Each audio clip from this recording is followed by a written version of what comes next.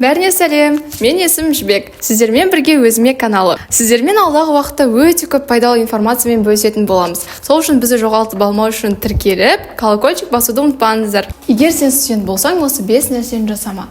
Токсик адамдардан қаш.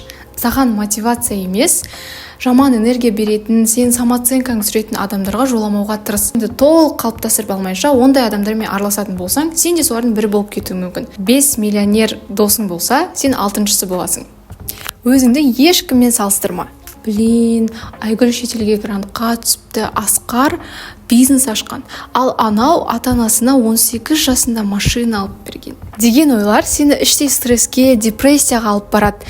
Сен өзіңнің жолындасың. Өзіңнің стартыңды біреудің финишімен вообще салыстырма. Ондай ойлар сені жетістікке мүлдем алып келмейді. Мотивация келген күтіп жата берме.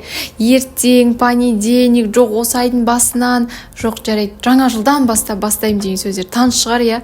Сен негізі кішкентай амалдар жасап бастасаң, мотивация өзі-ақ келеді. Себебі мотивация ол қонақ, ал дисциплина ол сен тұрақты досың. Ақша керек деп әр нәрсеге жүгіре берме. Сенен дәл қазір сұралатын нәрсе ол білім алу, навык жинау, ал официант, курьер, продавец деген сияқты жұмыстар сенің потенциалыңды өшіреді. Лучше ол уақытты басқа нәрселерге арна. Мысалға жаңа хобби, немесе өзіңнің мамандығынан стажировка өту, курстар өту деген сияқты.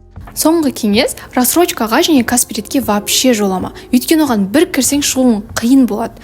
Себебі қазір көп студенттер, көп жастар рассрочка алады, оны жаба алмай, стрессқа түседі, одан кейін жұмыс істейді, одан сабағына көңіл бөлмейді, в итоге универден де шығып кетіп жатады.